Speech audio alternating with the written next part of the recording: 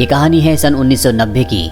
ये वो वक्त था जब क्राइम बहुत ज़्यादा बढ़ चुका था और इसी वक्त में हमें एक हिटमैन को दिखाया जाता है जिसका नाम एंटन होता है। एंटन को पुलिस ने पकड़ा होता है, लेकिन वो बहुत ही खतरनाक और बहुत ही शातिर क्रिमिनल है।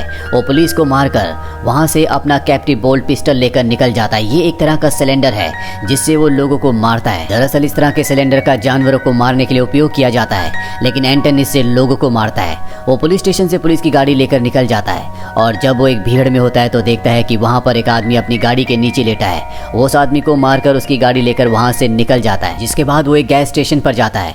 गैस स्टेशन का जो ओनर होता है उससे बहुत अच्छे से बात करता है, जिससे एंटन को बिल्कुल अच्छा नहीं लगता। उसके चेहरे पर कभी कोई एक्सप्रेशन नहीं रहते, वो हमेशा कोल्ड फेस के साथ ही घूमता है। गैस स्टेशन का ओनर उससे अच्छे से बात कर रहा होता है, इसीलिए एंटन को बहुत गुस्सा आता है और वो तय करता है कि वो इसकी जिंदगी और मौत का फैसला सिक्का उछाल कर करेगा। वो गैस स्टेशन के ओनर को कहता है कि तुम इस सिक्के को उछालो। वो पूछते हैं कि ऐसा करने से क्या होगा। एंटन कहता है कि शायद तुम्हें तुम्हारी जिंदगी मिल जाए। और इसके बाद सिक्का उछालने से पहले गैस स्टेशन के ओनर हेड्स कहते हैं और हेड्स ही आता है, जिस वजह से एंटन उनकी जिंदगी को बख्श देता है और वहां से निकल जाता है। एंटन दरअसल एक साइको इंसान है जो कभी भी किसी को भी मार देता है। वही हमें एक बीहड़ में दूसरे इंसान को दिखाया जाता है जिसका नाम लेवलिन मॉस है। वो वहां पर शिकार करने के लिए आया होता है। दरअसल वो पहले आर्मी में था और वियतनाम वॉर भी लड़ चुका है और जब वो शिकार कर रहा होता है तभी उसे उस बीहड़ में बहुत सारी गाड़ियां दिखती है। जब वो उन गाड़ियों के पास जाता है तो उसे पता चलता है कि यहाँ पर गैंग वॉर हुई है। वो एक आदमी को देखता है जो उससे पानी मांग रहा होता है। ये एक मैक्सिकन आदमी होता है, लेकिन मॉस उसे पानी नहीं देता।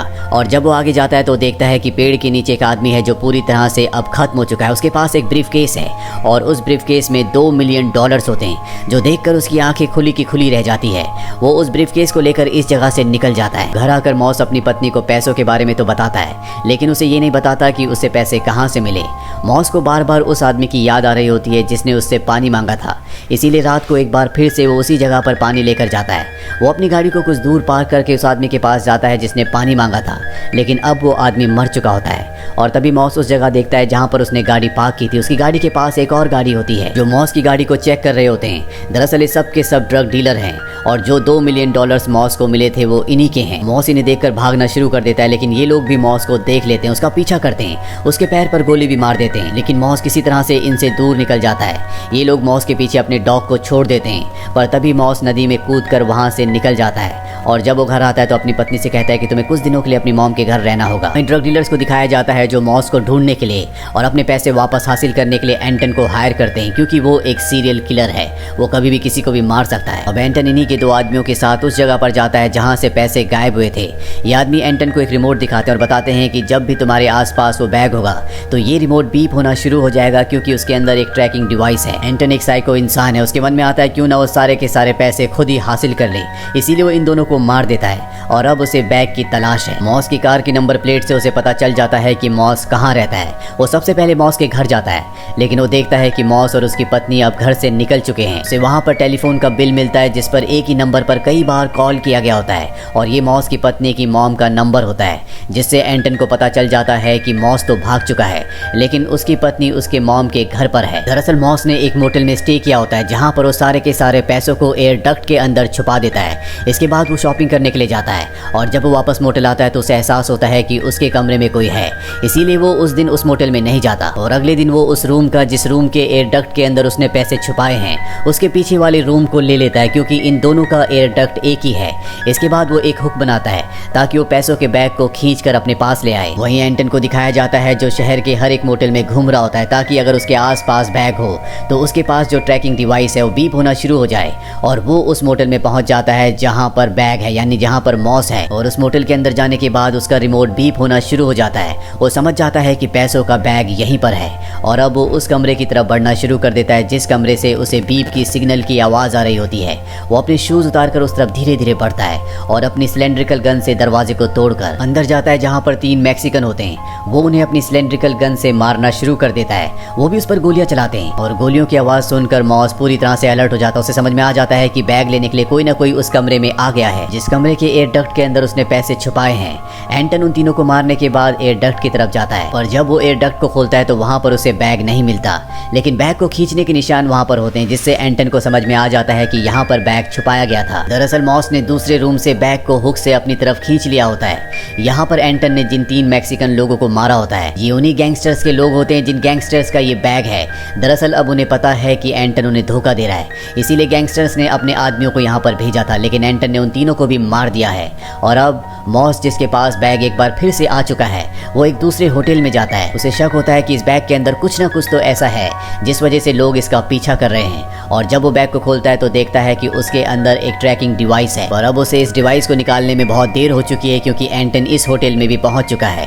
वो अपनी सिलेंड्रिकल गन से दरवाजा तोड़ देता है, लेकिन मॉस किसी तरह से यहाँ से बाहर निकल जाता है। एंटन भी उसका पीछा करता है। बाहर इन दोनों के बीच में फायरिंग होती है जिसमें दोनों के दोनों जख्मी हो जाते हैं। मॉस इस जगह से निकलकर यूएस और मैक्सिको के बॉर्डर तक पहुंच जाता है, जहां पर वो बैग को झाड़ियों में छुपा देता है और ड्रंक होने का नाटक करके बॉर्डर को क्रॉस करके दूसरी तरफ चला जाता है। वहीं हमें शेरिफ टॉम बेल को दिखाया जाता है जो इस केस की इन्वेस्टिगेशन कर रहे होते हैं। उन्हें पता चलता है कि मॉस भी इसमें कहीं ना कहीं शामिल है, इसीलिए मॉस की पत्नी यानी कि मॉस की पत्नी की मॉम के घर जाते हैं जहाँ पर मॉस की पत्नी है, और उन्हें पूरी सिचुएशन के बारे में बताते हैं। वो बताते हैं कि वो बहुत खतरनाक लोग हैं, अगर तुम्हें मॉस के बारे में कुछ भी पता चले तो मुझे बताना, उसकी जान को खतरा है। वही मॉस को दिखाया जाता है जो जख्मी है, इसीलिए वो हॉस्पिटल में एडमिट हो चुका है। और जब वो हॉस्पिटल में होता है तो वहाँ पर उसके सामने एक आदमी आता है जिसका नाम कार्सन है। ये भी एक किलर है और इस आदमी को उस आदमी ने हायर किया है जिस आदमी के $2 मिलियन मॉस के पास है।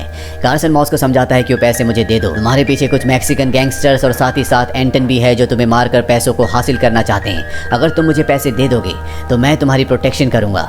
लेकिन मॉस उस वक्त उसकी बात नहीं मानता। वहीं एंटन को दिखाया जाता है जिसके पैर पर गोली लगी है जो मॉस ने मारी है। उसके पैर का जो जख्म होता है वो इन्फेक्टेड हो रहा होता है, इसीलिए वो अपनी गोली निकालता है और खुद ही अपने घाव पर स्टिचेस लगाता है। हालांकि उसे दर्द हो रहा होता है लेकिन उसके चेहरे पर दर्द का नामो निशान नहीं होता।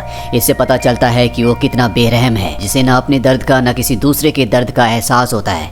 इसके बाद वो उस जगह जाता है जहाँ पर कार्सन रुका होता है। वो कार्सन को मार देता है क्योंकि उसे पता है कि कार्सन को उसी गैंगस्टर ने भेजा है जिसके $2 मिलियन इस वक्त मॉस के पास हैं। और तभी यहाँ पर कॉल आता है और ये कॉल मॉस का होता है जो कार्सन को पैसे देना चाहता है। लेकिन इस कॉल को एंटन रिसीव करता है। वो मॉस से कहता है कि अगर तुमने मुझे पैसे नहीं दिए तो अब मैं तुम्हारे पीछे नहीं आऊंगा, बल्कि मैं तुम्हारी पत्नी को मार दूंगा। मुझे पता है कि वो अपनी मॉम के घर पर है।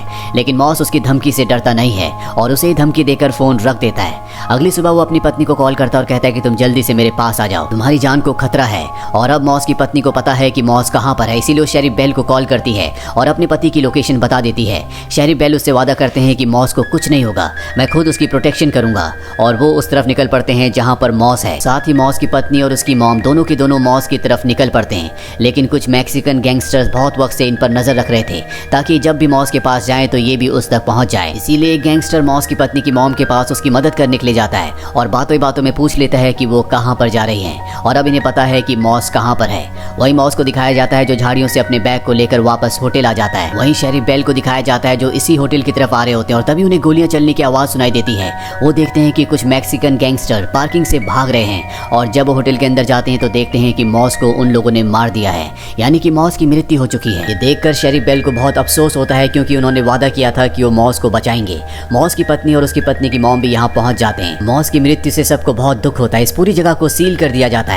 लेकिन रात को यहाँ पर एंटन आता है। वो किसी तरह से लॉक को तोड़कर अंदर चला जाता है। वो होटल के उस कमरे में जाना चाहता है जहाँ पर मॉस रुका हुआ था और तभी यहाँ पर शेरिफ बेल भी आ जाते हैं। वो देखते हैं कि दरवाजा किसी ने खोला है, इसीलिए वो भी अंदर चले जाते हैं जहाँ पर एंटन छुपा हुआ होता है। लेकिन शेरिफ बेल की किस्मत अच्छी होती है कि एंटन उनके ऊपर हमला नहीं करता। जिसके बाद अगले दिन शेरिफ बेल अपने अंकल के घर जाते हैं। वो बताते हैं कि जिस तरह से आज की दुनिया में क्राइम बढ़ चुका है, मैं अपने आप को इस दुनिया में एडजस्ट नहीं कर पा रहा, इसीलिए मैंने तय किया है कि मैं रिटायरमेंट ले लूंगा। उनके कहने का मतलब ये होता है कि जब वो जवान थे, छोटे थे, तो दुनिया पूरी तरह से अलग थी। तब लोग बहुत इनोसेंट थे, लेकिन आज कोई भी इंसान किसी को मारने से पहले सोचता नहीं है। हालांकि उसके अंकल उसे समझाने की कोशिश करते हैं कि दुनिया पहले भी ऐसी थी, लेकिन शेरिफ बेल अब रिटायरमेंट लेने का फैसला कर चुके हैं।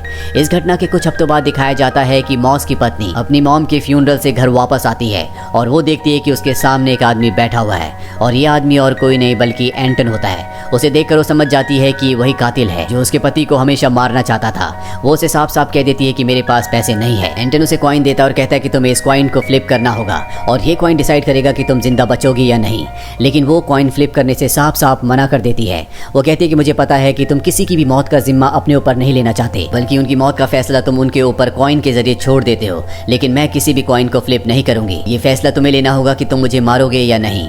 और इसके बाद दिखाया जाता है कि एंटन उस घर से बाहर निकल रहा है। बाहर निकलने से पहले वो अपने शूज चेक करता है कि उनमें खून लगा हुआ है या नहीं, जिसका मतलब ये है कि उसने मॉस की पत्नी को भी मार दिया है। लेकिन मॉस की पत्नी का खून अब उसके सिर पर है क्योंकि उसने कॉइन को फ्लिप नहीं किया था और ये बात उसे बहुत ज्यादा डिस्टर्ब कर रही होती है। और इसी डिस्टर्बेंस में उसकी गाड़ी को एक दूसरी गाड़ी हिट कर देती है जिसमें उसका हाथ टूट जाता है। वो अपनी गाड़ी से बाहर निकलता है और वहीं पर बैठ जाता है। तभी वहाँ पर दो बच्चे आते हैं जो बहुत देर से यहाँ पर साइकिल चला रहे होते हैं। वो एक बच्चे से उसकी शर्ट मांगता है जिससे वो अपना हाथ बांधकर अपने गले से लटका देता है। वो उस बच्चे को कुछ पैसे भी देता है और कहता है कि मेरे बारे में किसी को कुछ मत बताना। दरअसल इन दोनों बच्चों ने इसे मॉस की पत्नी के घर से बाहर निकलते हुए भी देखा था जहाँ पर इसने मॉस की पत्नी को मारा है। और इसके बाद एंटन यहाँ से बच के निकल जाता है। वहीं शेरिफ बेल को दिखाया जाता है जिन्होंने अब रिटायरमेंट ले लिया है।